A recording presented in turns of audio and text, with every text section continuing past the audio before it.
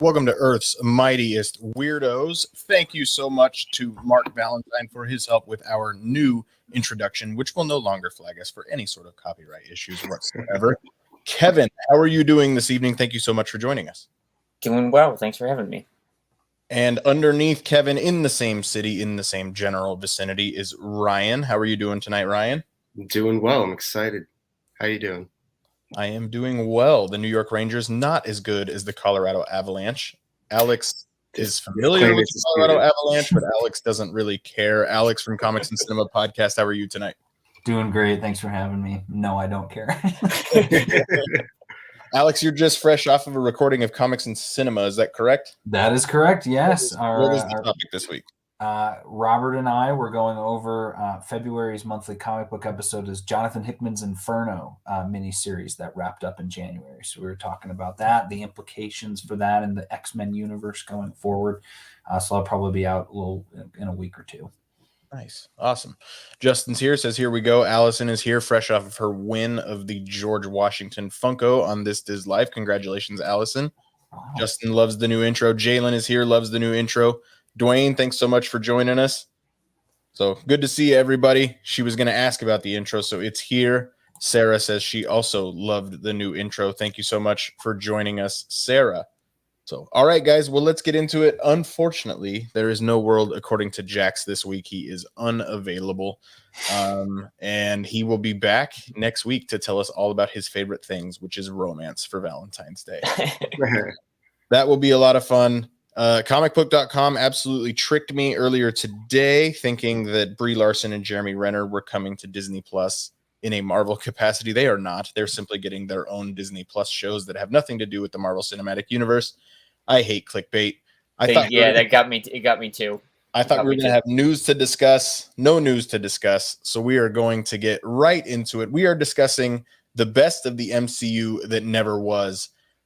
Kevin, it was your idea, so naturally we had to have you on for this. So, Kevin, I am going to turn the time over to you to help us learn more about some MCU projects that we never officially got. B. Ferg is here. How you doing, Brian? Awesome. Yeah, thanks, Brian. I did have this idea. When you were mentioning that you had some open slots on Earth Mightiest Weirdos before Moon Knight and March Madness, I was like, oh, this would probably be a good one to talk about because there's probably some things on here that some people have known about and others that maybe other people didn't know about. So the first one that we'll talk about is going to be Ant-Man, but originally done by Edgar Wright because he was attached to that movie way before the version that we saw. He probably around, I have a little cheat sheet here just to get the info right. Around like 2006, like very early on at the beginning of Marvel Studios, Edgar Wright had pitched and talked to Marvel Studios about doing this film, and he would have it be a story with Scott Lang and Hank Pym, both of them, and have it be a lot of the heist elements were there in his version of it. But the thing about this one was it just kept getting delayed and pushed back, and I know the big Marvel Studios book talked about that a lot, about how it just was originally going to be part of the Phase 1 films, and maybe some of the characters were going to show up in the Avengers, but then that kind of got scrapped, so it just kind of got delayed in the release timeline and based on what Edgar Wright could do. And then eventually things just didn't work out between them to develop it, as always cited creative differences. And I think Alex, I don't know if you remember if the book kind of mentioned some of that or whatever, but I don't remember if it was part of I think it was just the Marvel Studios the Marvel Creative Committee was just giving, I think, too many notes.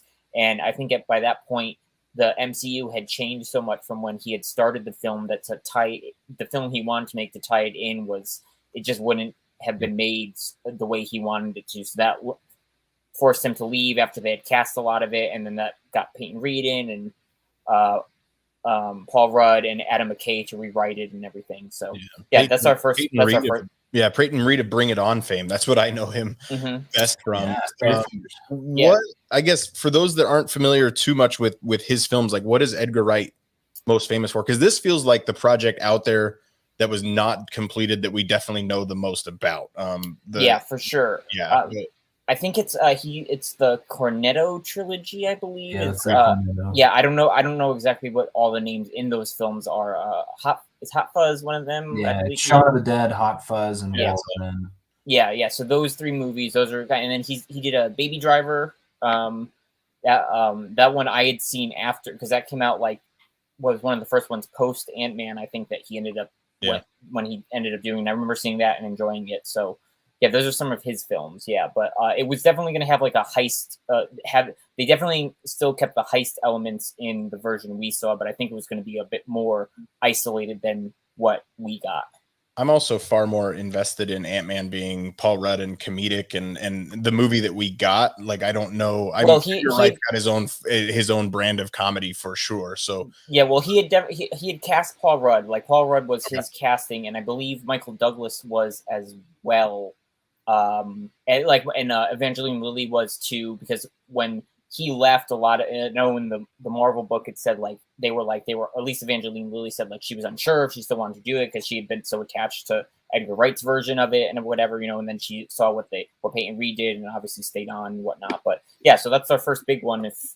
I can see Evangeline Lilly not being super crazy about what she was in the first Peyton Reed film either. Like, I think she took on a much bigger role in Ant-Man and the Wasp. Ryan, do you wish we had gotten the Edgar Wright version, or are you completely fine with the Peyton Reed version we ended up getting? I'm pretty content with the Peyton Reed version we got. It's comical, it's funny. Paul Rudd's great. I mean, the cast is great.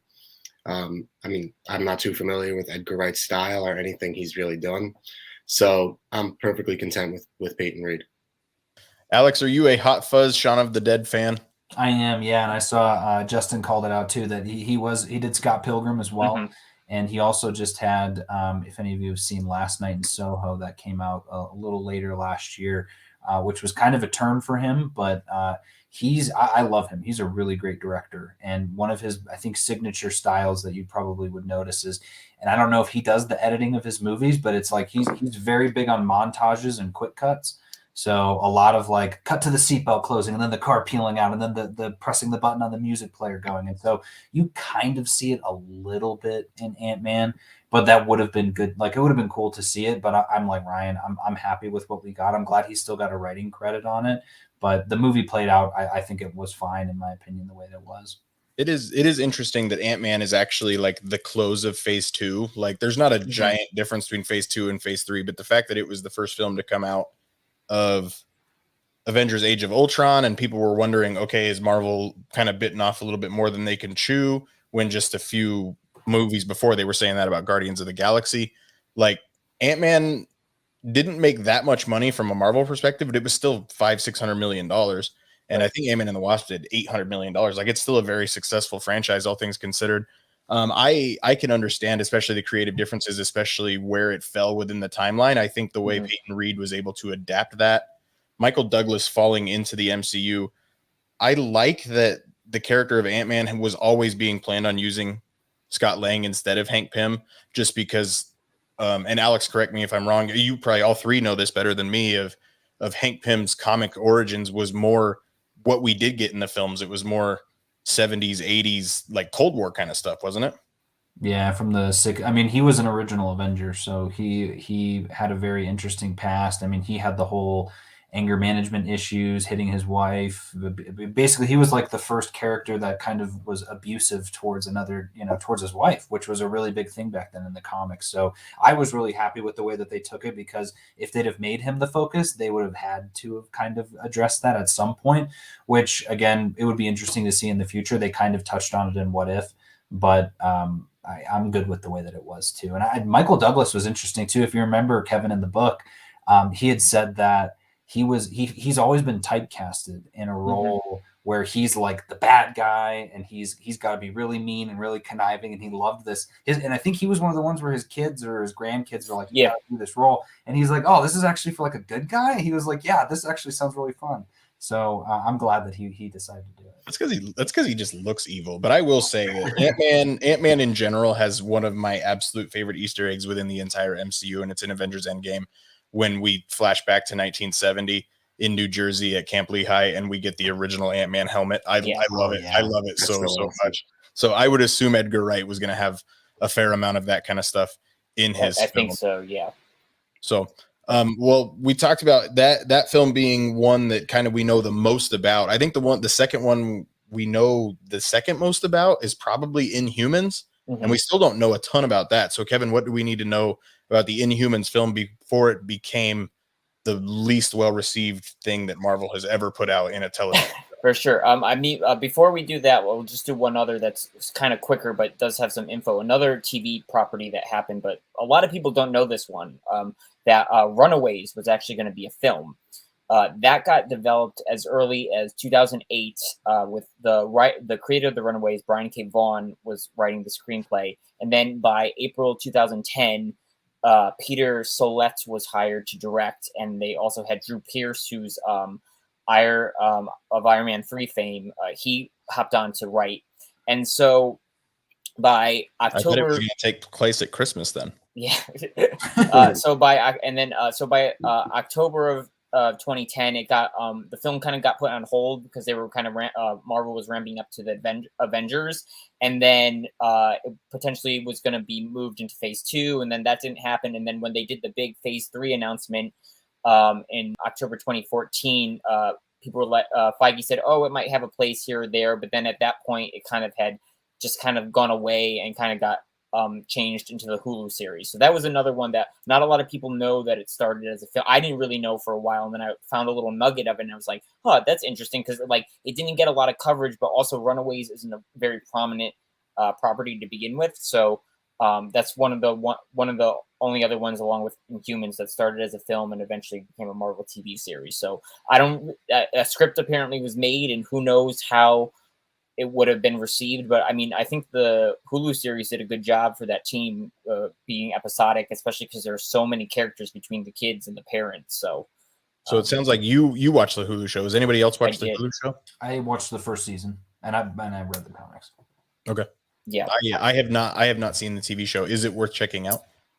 Now probably no, but when it was coming out, it was pretty good. The first season wasn't too bad. I remember the second was okay, and then it did a little bit better in the third, and the third ended up having a crossover with Cloak and Dagger because they were both the teen heroes at that time. So that was it was okay. Like I wouldn't recommend going to say like I would say, oh, go back and watch the Netflix stuff more so to rewatch that than if you missed any of that, then the Hulu Runaways. But yeah, with what we're getting on Disney Plus, the standard has changed quite a bit there. Yeah, I can understand that. Yeah, Ryan, do you have any familiarity with the Runaways at all? I have no clue.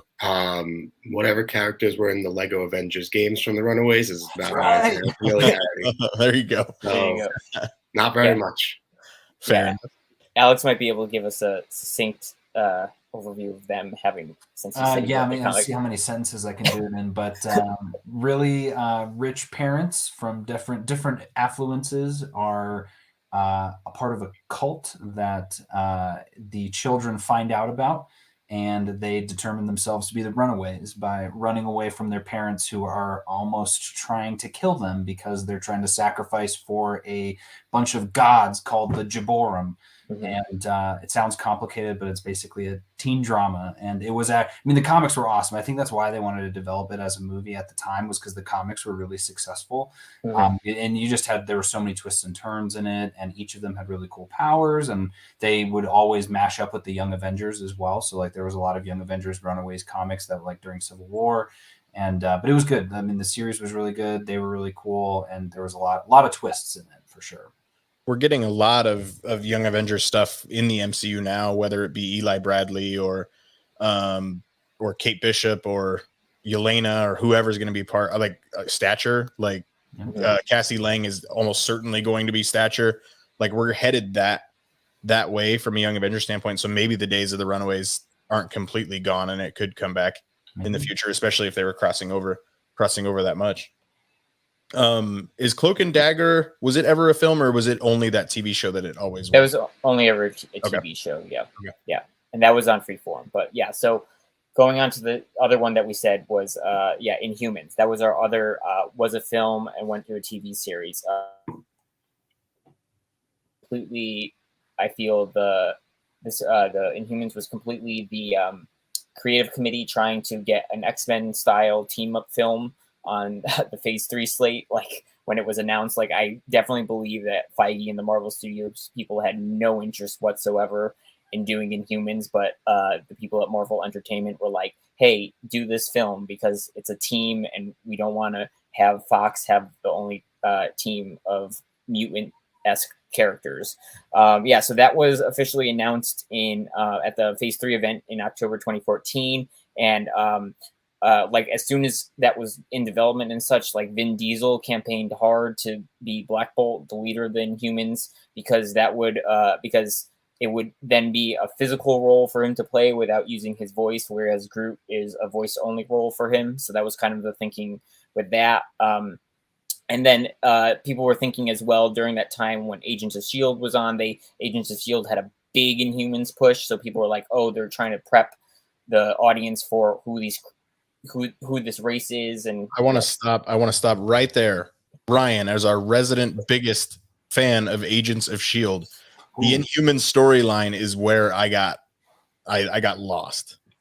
Am I wrong in finding that one of the least interesting things about Agents of S.H.I.E.L.D.? You are very wrong.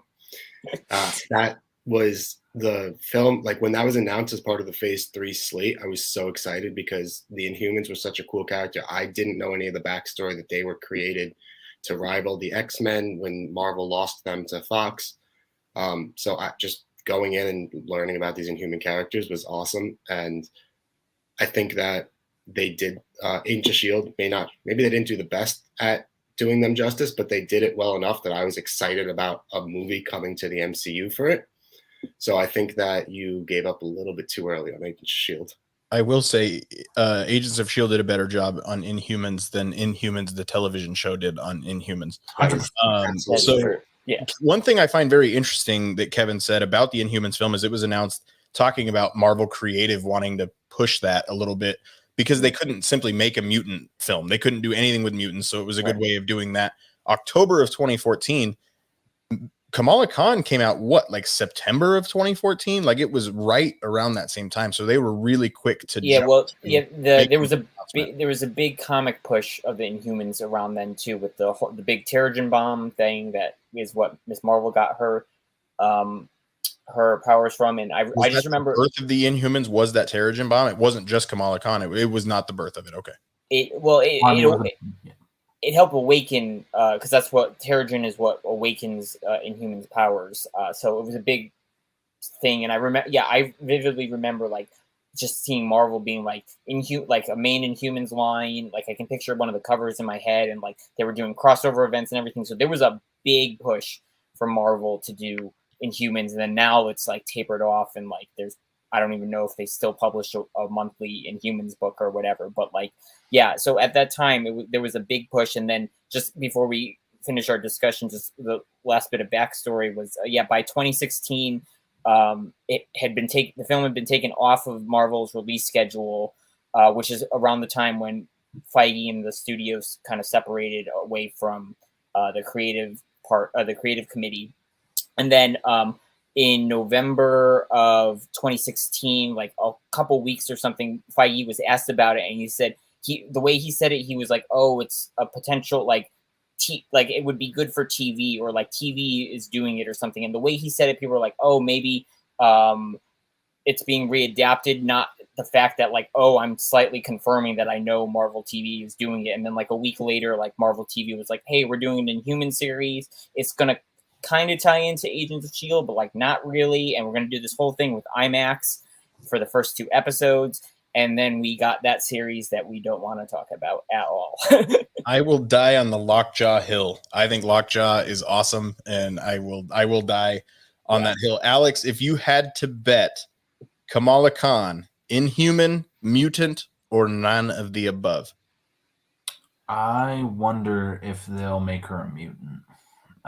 But I don't know. I mean, I was in the very minority when that announcement came out, Kevin. That was the movie I was most excited for when it came out, because I love Black Bolt is one of my favorite characters.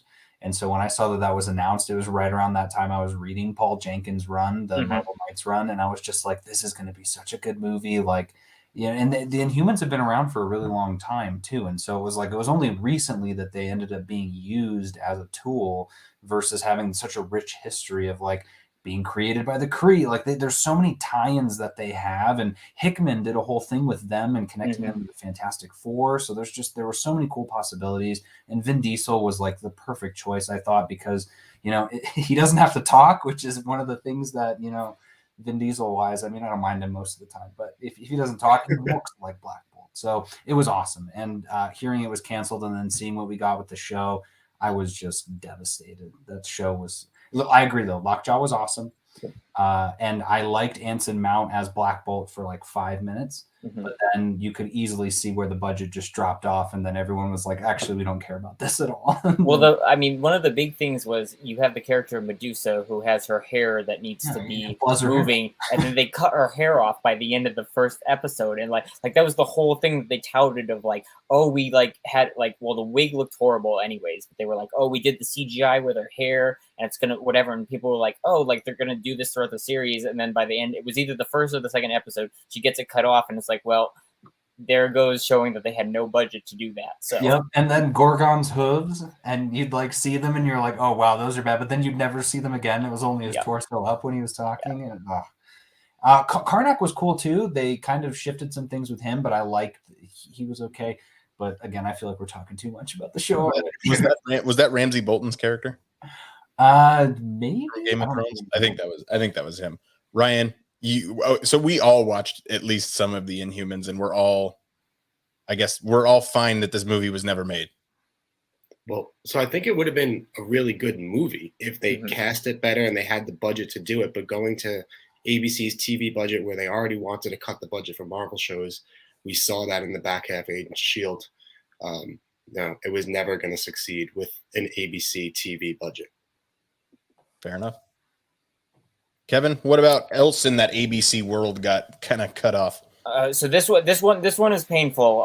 Ryan can attest to this as well. The first Marvel's, so shifting over to TV series Inhumans and Runaways, those were kind of the big, and Edgar Wright's Ant-Man, those were the big films that kind of never got made. So now looking over in the TV side of things before Disney Plus, Marvel's Most Wanted, which was going to be the proper spin-off of Agents of S.H.I.E.L.D., starring Bobby Morse and the Lance Hunter characters. They did a whole thing in the third season, or second season of this series, where they were setting them up to be for their spinoff, and had one of the better episodes of the series was their send-off episode. And so then they essentially left, and they filmed a pilot for it that was shown internally but never got released. And ABC decided to opt out of. They were like, yeah, we're going to pass on this, and which sucked because at that point, Agents of S.H.I.E.L.D. had kind of set it up so the two of them would be away, and then maybe there would be a tie-in later down the line. But now that they did that, they couldn't really reintegrate them, which kind of sucked because they were two great characters. Lance Hunter eventually came back for some things in the later seasons, but Bobby Morse never did. But yeah, that one was one that one hurt, because that one I think would have been really, really fun to see. Ryan, I think that's also where I fell off of Agents of S.H.I.E.L.D. when Adrian Padalecki never came back to the show. Yeah, that was tough because Adrian Padalecki and Nick Blood were really great in those roles, respectively. And yeah, it really hurt because they had this like amazingly touching goodbye and an amazing episode to write them out.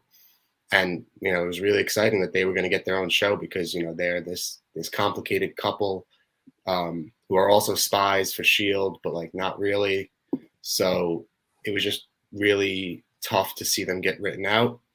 And then, like Kevin said, we got Lance Hunter back. I think it was in season 5. 5 and 7, I think. 5 and 7, yeah. But yeah, Adrian Padalecki not coming back was tough, but we may have a new Mockingbird in the MCU proper.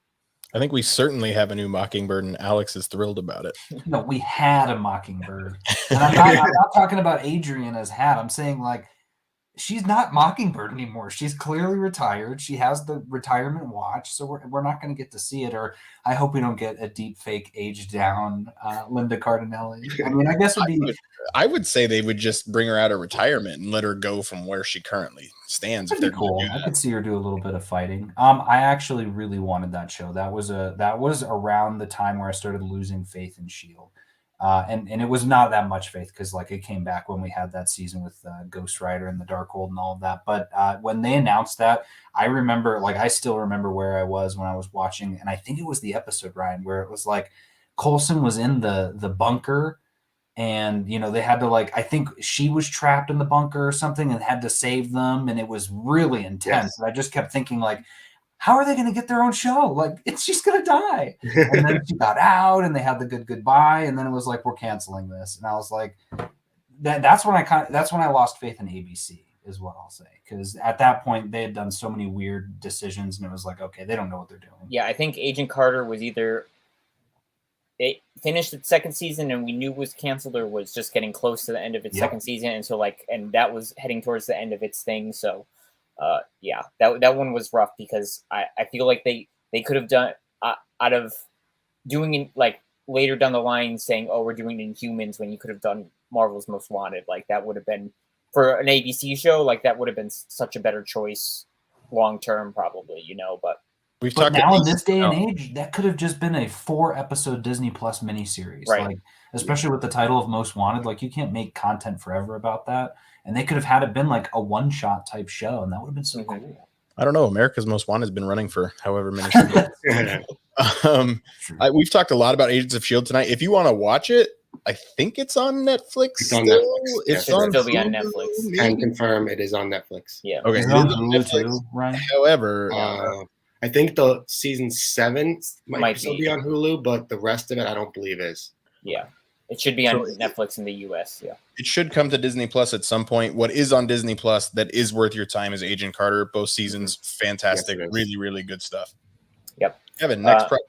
Great. So the next one was this was over on Freeform. It was going to be a New Warriors TV show. That's right. This was going to be a half-hour comedy series, one of the first ones done by a Marvel property, Marvel Entertainment, and Marvel TV. And this one, it was announced in April of 2017 as a straight-to-series order for 10 episodes. It was going to have center on Squirrel Girl and the other New Warriors, and was inspired by the Great Lakes Avengers from that part of the comics and that team and such. And Freeform was going to do it to complement their Cloak and Dagger series, and they also had plans that if things worked out right, there could have been additional spin-offs, but they wanted to kind of hit that younger teen audience with the comedy and such. Anna Kendrick for a while had been rumored to be Squirrel Girl, but it ended up going to Milana Vayntrub, the girl from the AT&T commercials. If you see her there, and also this was going to be a fun thing. Keith David had been cast in the series as a person named Ernest Vigman, who eventually was going to become MODOK, which would have been pretty cool. So what happened with this one was in November 2017, Freeform said that they weren't going to air it. They had completed, the pilot had been made, and apparently it was quoted to have tested through the roof. And Marvel wanted to shop it around to other networks, but nobody really bit, and so it kind of just died on the vine. And this past September, the showrunner, Kevin Beagle, I believe, he had shared a bunch of behind-the-scenes images, and on Twitter he had said that he felt the pilot, which had strong LGBTQ themes, had been prevented from being made from a top executive calling it too gay. So that was his take on it. Marvel came out and said that they were fully supportive of the show, and pretty much a boilerplate response to that. But who knows? This one never got happened. Some pictures have come out and such, So this one was one that just maybe this and Marvel's Most Wanted, because the pilots got made, maybe they'll show up on Disney Plus one day. But yeah, I wouldn't necessarily hold my breath there. I can see Squirrel Girl being hard to translate, especially on that kind of budget. Sure. To television, so I can see that being an issue. They did a lot with Squirrel Girl in that Marvel Rising animated show, which America Chavez, Lockjaw, like Chloe Bennett returned as Quake in some of those as well. Alex, earlier you talked about that Inferno comic run. Like Inferno's in there, Patriot's in there.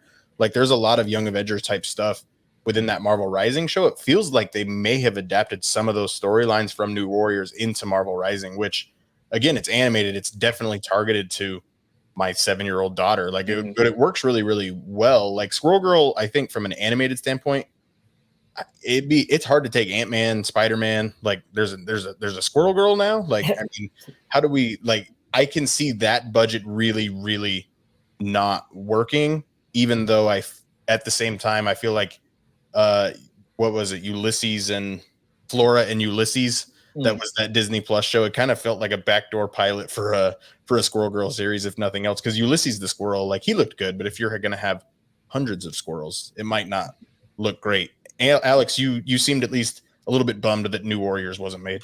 Yeah, I'm a huge Squirrel Girl fan. So when they announced that, and I was excited about Anna Kendrick, I was excited about the AT&T girl as well. And I guess you could say it would be interesting to see how they translate that onto TV, because she's got really interesting powers, and that she's like, your normal girl that can talk to squirrels, but she's also defeated Galactus. And it's always like she's always had these moments where she's just ultra powerful. But at the same time, it'd be a really fun kids show, like to have that. You could make it so funny. But yeah, no, that was the only thing that bummed me out about it, because I was like, oh, does that mean we got to wait even longer to get Squirrel Girl? I wasn't too big on all the other characters that were in there. It was mostly her. Yeah, you talk about the AT&T girl that Kevin was talking about, Milana Vaintrub. Like she is the voice of Squirrel Girl in Marvel Rising, so she got to stay with that character a little bit. And then maybe it did live on with that show. Yeah, Ryan, I saw you kind of perk up when I said Chloe Bennett came back to voice Quake in that show. Is Quake the best show? I mean, I hate to keep bringing it back to Agents of S.H.I.E.L.D., but this is kind of where Marvel things go to die. Sorry, I had to. Is Quake the best character on Agents of S.H.I.E.L.D., Ryan? Definitely the most powerful. She's one of the only ones other than Yo-Yo that has a actual superpower. They're also great. I mean, over 7 seasons, you learn to like everything about these characters. You grow with them. There's not a way to pick a best character on that show for me, per se. There is. His name is Phil Coulson. Yeah, he's pretty great. Next project. So this is our last like major ones. It's kind of a twofold, and then we'll do some quick rapid fire ones. But the next big one that was announced and was the Ghost Rider series for Hulu, which would have been part of Hulu's Adventure into Fear franchise, kind of like Netflix's Defender series. So this one had I think had a lot of hype behind it, because Gabriel Luna was coming back, reprising the role from Agents of S.H.I.E.L.D.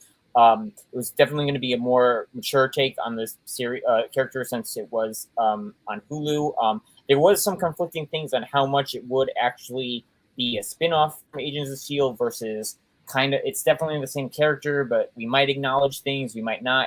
That was a little murky. But the world that Agents of S.H.I.E.L.D. lives in, yeah, or something like that, or it's just a new imagining of the character with the same actor. Who really knew? But in any event, Gabriel Luna was very. He had a lot of. He was like really behind this, like, because all throughout his run on Agents of S.H.I.E.L.D., there was rumors of, hey, he should get a spinoff or whatever, and like it sounds like apparently around that time they started having discussions to do it before they officially announced it in May of 2019. So at least for 3 years he was like talking about it, trying to figure it out, and like he was all like Gabriel Luna was one of those actors, kind of like Charlie Cox with Daredevil, and like some of those others that like he embodied the role, and like he was a big champion for it. So it sounded like they got pretty far into getting, like, I think they were building sets or getting sets built to like start filming this, and then Hulu for some reason decided not to move forward with it. But this was also the time when the Marvel television unit was kind of being dissolved with Feige and Disney Plus was ramping up anyways too, so that kind of doomed that series, and hopefully Gabriel Luna will come back as as that version of Robbie Reyes Ghost Rider, even if Marvel Studios is doing some of the other Ghost Riders, and in that turn that kind of doomed the Adventure into Fear heading of shows, because that was supposed to have Hellstrom, which is on Hulu, but that's not really connected in any way. Even though it was one supposed season, to be, right? yeah, it was one season, and that was like literally like Marvel. It was like in production and maybe just finishing right when Marvel Television was ending. So they like finished the production. We're just kind of like, here we have our commitment to give this, and we're just going to put it out there and just leave it. But I think they had Ghost Rider planned, and maybe at least 2 other series that would have culminated in some sort of crossover type thing of that horror-ish vibe of the Marvel universe. So yeah, that's the last major one that we have. Alex, Team Diego Luna or Team Nicolas Cage? Put me in that kind of position. Luna. Don't put that evil on me, Bryan. What did I say? Diego Luna? Yeah, Gabriel Luna. I apologize. Yeah, actually, I would say Gabriel Luna. Nick Cage, I enjoyed him back when I watched those movies. I haven't seen them in a really long time. I don't even think I've seen the second one, which I guess means that I like Gabriel Luna better, because when I saw him, I was like, oh, man, he's got the anger. Plus, well, and the funny thing is, I mean, they're different characters anyway. So you could have a universe where there could be, right. I think they're up to like 4 or 5 different Ghost Riders.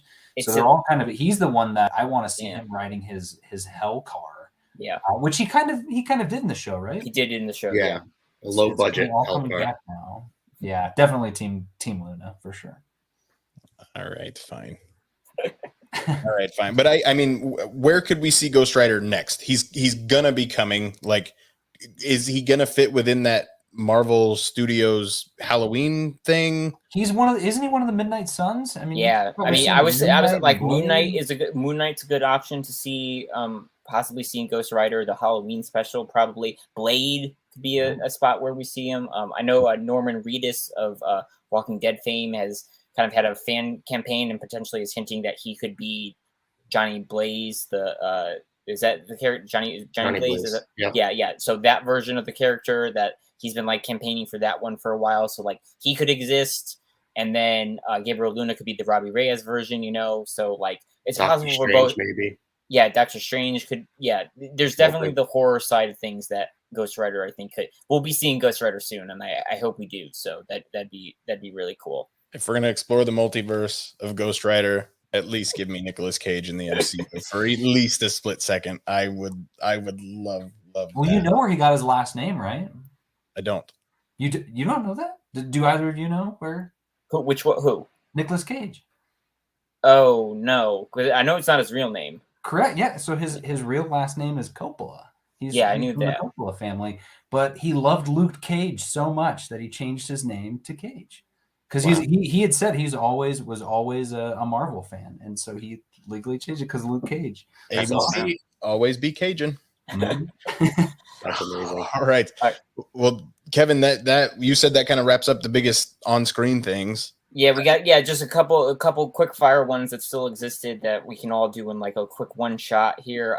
Also on ABC, at least since April 2015, John Ridley, the screenwriter who's done a lot of stuff, he was developing a Marvel series on ABC. Nobody ever really knew what he was doing, but he was like, that was in development for at least until 2017 or 2018, and then it kind of ended when Marvel Television shut down. So no one really knows what he was doing, but he probably would have had a really cool take on something. He's currently over in DC writing the new Batman, the Black Batman character. So that's pretty cool. He probably would have had a cool take on something. Another one at ABC that never went forward was Damage Control. I feel like that was going to be like, what was the one on NBC? Powerless. The one at the Office one on NBC. It had Vanessa Hudgens and Alan Tudyk in it. Yeah, I think it was called Powerless. It was like Powerless or something. It was like an office setting of like. That's right. DC. Yeah. So that came out first, and I feel like that partially doomed Damage Control, but then I also feel like Spider-Man Homecoming did with they were like, hey, we're gonna use this TV, take your hands off of it. And then I think one other one was also at ABC. A lot of these are at ABC because they just wanted to start things and just could never get anything up off the ground. Was writer Alan Heinberg. I'm not sure what he had done previously. He might have done Wonder Woman or something. Alan Heinberg did Young Avengers. Oh, okay. Yeah. So he had was developing a a series based on a lesser known female superheroes that apparently had gotten a big production commitment from ABC, but then that never got developed. So, yeah. So that Oh, he was an A-Force movie. Or some yeah. kind of A-Force team. Yeah, something like that, and that was supposed to be developed at ABC. So yeah, a lot of these were in development at ABC, and just it never went forward. So those are pretty much all of the productions that haven't happened in the MCU. Interesting. All right. Well, we all kind of have heard of some castings within the MCU that never happened. I think all of us are familiar with John Krasinski potentially was going to be Steve Rogers, stuff like that. Ryan, we'll start with you. Are there any potential castings that you're really, really glad didn't happen, or castings you wish had happened? For example, everybody knows that if Timothée Chalamet was cast as Peter Parker, I would not have a daughter named Parker right now. Yeah, that would have been tough for you, because I know how much you love that character. Would have been the absolute Asa Butterfield when it might have been just as bad, to be 100% honest. But I would say one that I'm very glad did not happen, because I don't particularly care for him, is Jason Momoa was rumored to be Drax. You don't like Jason Momoa? I just don't care about him. It's not that I don't care for him. I just don't care about him. And not that I care about Dave Bautista more, but I just feel like Jason Momoa is like at a higher level of fame, and I don't care about him. So, yeah. I'm just going to be controversial and hot take all day. Put it on the scroll. Ryan hates Jason Momoa. Alex, would you have liked to see Jason Momoa as Drax?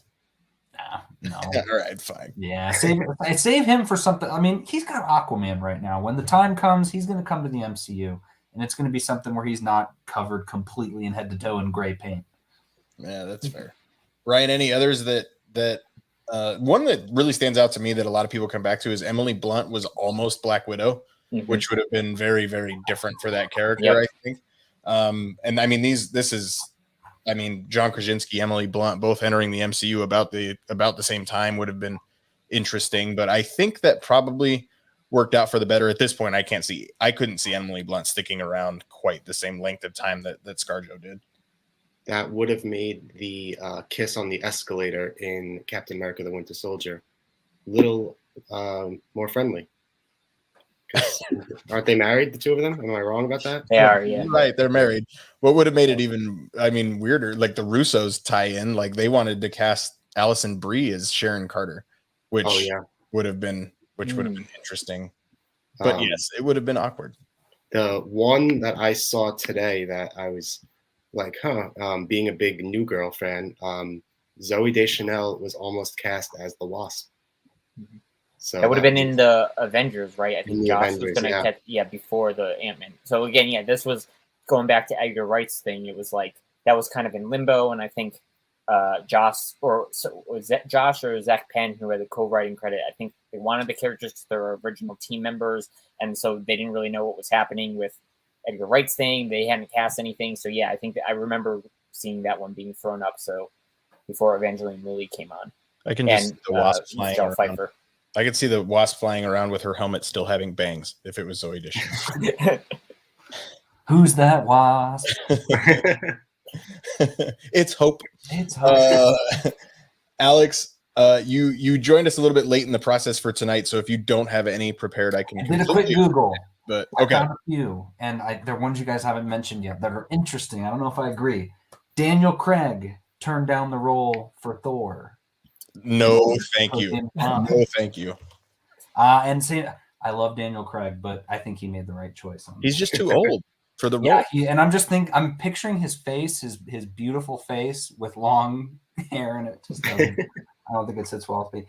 The other one was Matthew McConaughey as Ego, which wasn't he going to be Adam Warlock though? And you might be right on that too, because the way that they mentioned it in here, and I'll scroll down, was he passed on. Yeah, because he passed on because I feel like James Gunn approached him for Adam Warlock for Guardians 2. He passed, and so he took that character out of that film because I think because of that and maybe some other things that happened. But Also glad because, again, he needs a bigger role if he's going to be in the MCU. I need more of him. Joaquin Phoenix for Doctor Strange. Back in the day, I was all for that. I was like, ooh, he looks like Doctor Strange. He can pull it off. But that would have never worked because after the first movie, he would have been like, what? I don't want to do more of these. Like, I've got other movies to make. I'm not connected universe. He's like a younger version of Martin Scorsese, basically. Alex, do you recall, didn't they say in the Marvel book, though, that even though there were the rumors of Joaquin, that they never seriously considered him? That might be true. I feel like, because I remember I wanted to be scared because he would have just told them off. Because I remember there was the whole time of like they didn't announce it or announce casting at the Phase 3 event because they hadn't locked in Benedict Cumberbatch, and then the rumors came out like, oh, it was going to be Cumberbatch, but then it wasn't, and then it was going to be Joaquin, but then I think it was just like a smoke screen of like something. I don't think that was ever. It might be true, but I don't think it ever was true. There was also a ton of rumors that like Benedict Cumberbatch was simply too busy for the role too. Like, and he kind of was, and they moved the production around what he was doing so he could do it. Jared Leto was another one that I've read that was out there for Doctor Strange, which would have been interesting. He's Dr. Michael Morbius at your service now, so we'll see if that film ever gets released to the public. Two different Jokers that were almost cast as the same character. That's wow. Forget Jared Leto was ever the Joker. There must just be something twisted about being Doctor Strange. Yeah, something a little strange.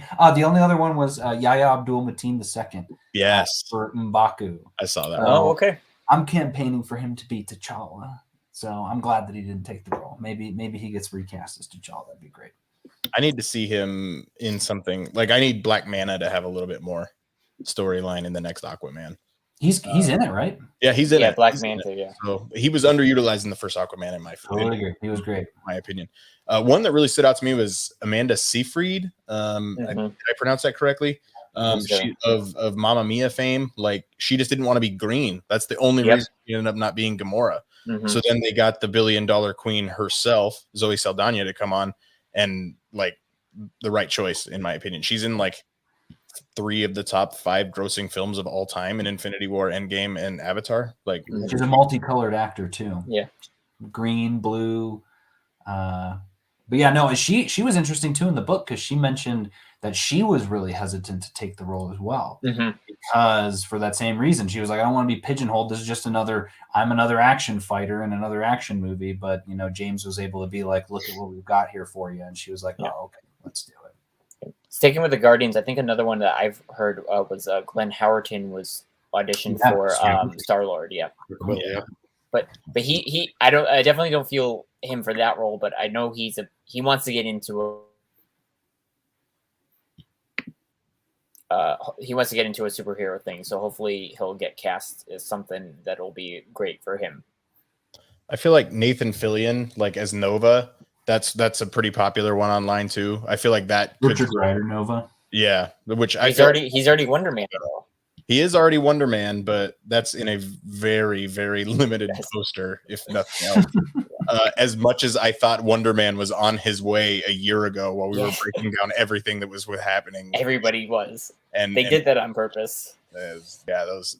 Tune in to Earth's Mightiest Weirdos 2 weeks from tonight when we discuss the Quantum Realm rewind of WandaVision, how far we have come.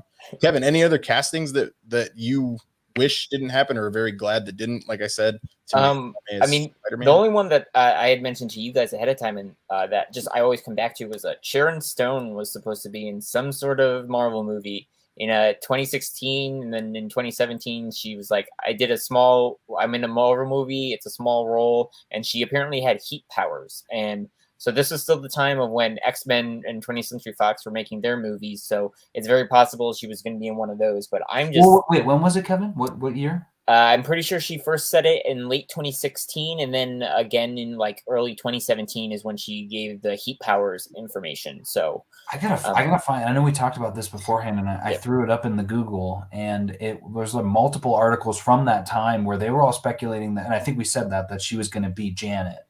And because the way that they read it, it said in the interview, she said, I have a wee part in the movie. And I'm just thinking of it like in my head. she looks almost identical to Michelle Pfeiffer. So like Yeah. she, you know, with a little bit of gray hair, she would have been the exact same kid. So I almost wonder if maybe she didn't know who her character even was at that point. And it's like, oh yeah, I shot fire out of my hands because, you know, she shoots the zap blaster. The zap. Yeah, maybe.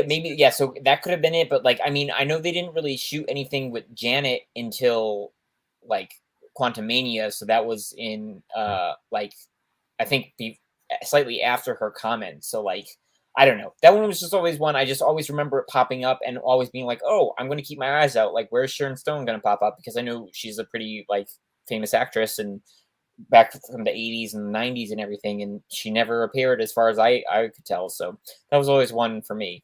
If you haven't seen that YouTube clip of Sharon Stone on Jimmy Kimmel with Sebastian Stan, like that would have made all of his dreams come true if she would have been in the MCU with anything he was in. Sarah brings up a good one. Tom Hiddleston was actually fairly far in the casting process for Thor as well.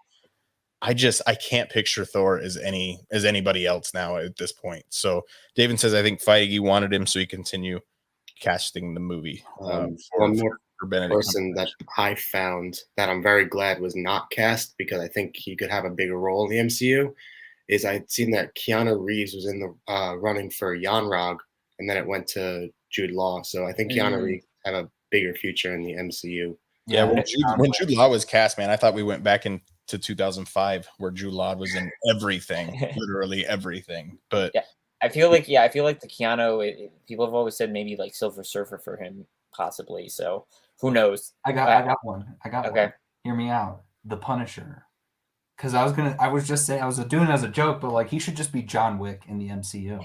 But that's the Punisher. So that would actually be kind of badass to see him going around just, you know, John Wick Part 5 where he's just killing everybody. Somebody shoots Lucky and then, you know, it's all downhill. Oh, yeah. I mean, that's the whole purpose. You know, his whole family gets killed. If we can't get John Bernthal back as the Punisher, I'll take Keanu Reeves as a good backup. Yeah, that almost feels like a done deal whenever the Punisher shows up that it's going to be Bernthal again. Especially with other events that have happened. Awesome. Well, thank you so much for joining us tonight. Kevin, thank you so much for all the information and doing some research that I didn't have the time to do. Alex, thanks so much for joining us on the last minute. Alex, anything we need to know about comics in cinema land? No, nothing right now. Like I said, we got that Inferno episode recorded. That'll be out soon. Last one we had up was, I believe, I had an episode on nostalgia that I was really proud of. That was I went off script a little bit. Instead of talking about a movie, I just talked about what nostalgia is, what it is, and kind of how it's been affecting media, both movies, TV, video games, comic books, all that sort of stuff, and kind of what the future landscape of media looks like because of nostalgia. So yeah, check that out on Comics in Cinema. Thanks, Bryan. There hasn't been anything within the Spider-Man films recently that trafficked on nostalgia that I can remember. Ryan, anything that you need to plug? Nothing I need to plug. Just make sure that you go and listen to all the podcasts, Comics in Cinema, Earth's Mightiest Weirdos, Babu's Freaking Podcast. This is Life, everywhere you need to listen to your podcast. Modern Gods, everyone. Oh, yes. Yes. David from Modern Gods officially confirms he was talking about Doctor Strange when he was talking about Feige. Kevin, anything that you need to plug before I go on my soapbox for a minute? No, nothing I need to plug. I hope any listeners learned a few things that they may not have known. All of the research consisted of a Wikipedia article called List of Unproduced Marvel Cinematic Universe Projects. So if you were intrigued by any of these, go look there and maybe you'll go down a little rabbit hole, learn some more things beyond what we were able to say here. But thanks for letting me bring this topic to Earth's Mightiest Weirdos, and I hope everybody enjoyed it. All right, so we'll go in sequential order. This Wednesday, dropping United We Fan podcast, we had 2 visual effects artists that worked on Spider-Man No Way Home. Not only did they work on Spider-Man No Way Home, they were particularly focused on, and we didn't even get to it, they also worked on the final battle sequence within Spider-Man No Way Home. We didn't even discuss it because the other sequence that they filmed or that they worked on was the Peter portals in Ned's grandma's house. Wow. I get made fun of for calling it the Peter portals, even though that's absolutely what it is called. But hearing the world of the visual effects and everything that they have to take into consideration and all the different levels that come in within that, talking about the 2 other people joining the film in that scene, really, really interesting stuff. A topic of United We Fan that we're very proud of. And thank you to Mandy and Alex for joining us for that. Then Wednesday night, 9:30 Eastern time, we will be live recording Babu's Frickin' Podcast out of our normal schedule because A, it's the finale of the Book of Boba Fett, and B, it is the Diz Life group trip. So everybody will be here in Walt Disney World. Mark will be in my living room. We will be recording Babu's Frickin' Podcast together. Nice. We'll have a bit of a different backdrop that night. It will be great. Cannot wait for the Book of Boba Fett. So watch the episode. Join us 9:30 Eastern time or catch us anywhere you find your podcasts. Then over the next couple of weeks, the upcoming schedule for Earth's Mightiest Weirdos. Next week, we are going to be talking best MCU relationships celebrating Valentine's Day. As mentioned earlier, we're going to do the Quantum Realm rewind of WandaVision, where we're at a year later.